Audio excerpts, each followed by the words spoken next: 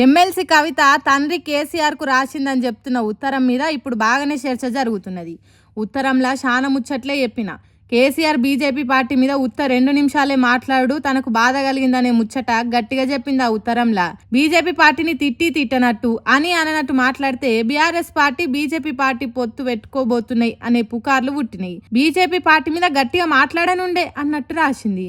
ఎన్నికల ముందు కవితను జైలుకు పంపింది కదా బీజేపీ పార్టీ. దానితోని కవితకే కాదు పార్టీకి కూడా దెబ్బ పడ్డది. కవిత ఈ కేసుల బాధితురాలు కాబట్టి తన బాధను తెలిపింది. అయితే ఆ ముచ్చటతో పాటు సభ సక్సెస్ అయిన ముచ్చట్లు, పార్టీకి ఊపు తీసుకొచ్చే ముచ్చట్లు వరుస పెట్టి రాసింది. అయితే వాటి గురించి కాదు కానీ కేసీఆర్ మాట్లాడిన దాని గురించి, మాట్లాడితే మంచిగా ఉండని రాసిన దాని మీదనే ఎక్కువ చర్చ జరుగుతున్నది.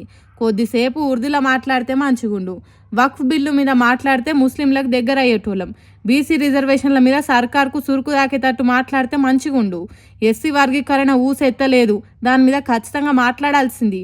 అంతేకాదు సభల తెలంగాణ ఉద్యమకారులకు సౌలతులు మంచిగా లేవు, నియోజకవర్గంలలో పాతోళ్ళకే ఇన్ఛార్జీలుగా పెట్టిండ్రు, వాళ్ళ రాజకీయమే నడుస్తున్నది కింది స్థాయిలో. కాబట్టి సర్పంచ్ పదవులకు కాకుండా ఎంపీటీసీ జెడ్పీటీసీ పదవులకు రాష్ట్ర సెంటర్ నుంచి బీఫాములు ఇచ్చేటట్టు చేయాలి. సభకు కేసీఆర్ వచ్చేలోపు 2001 ఉన్న నాయకులను మాట్లాడిస్తే మంచిగుండు. ధూమ్ధాం పాటలు ఆటలు ఏమంతా మంచిగా లేవు. కాంగ్రెస్ పార్టీ ఇప్పటికే జలంలో పల్సగైంది. బీజేపీ పార్టీని టార్గెట్ చేయకపోవడం మంచిగా లేదు. అది బీఆర్ఎస్ను కాదని బీజేపీ పార్టీకి ప్లస్ అవుతుంది అన్నట్టు కార్యకర్తలు మాట్లాడుకుంటున్నారు. అట్లనే మిమ్మల్ని కలిసే అవకాశం కొంతమందికే ఉన్నది, అది చాలా మందిని బాధ పెడుతున్నది. ఎమ్మెల్సీ ఎన్నికలలో మనం పోటీ చేయకపోవడం మంచిగా లేదు, అది కాంగ్రెస్ పార్టీకి ఆయుధమైంది.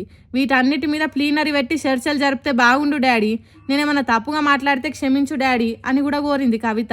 ఆలోచిస్తే కవిత చెప్పింది నిజమే అనిపిస్తుంది.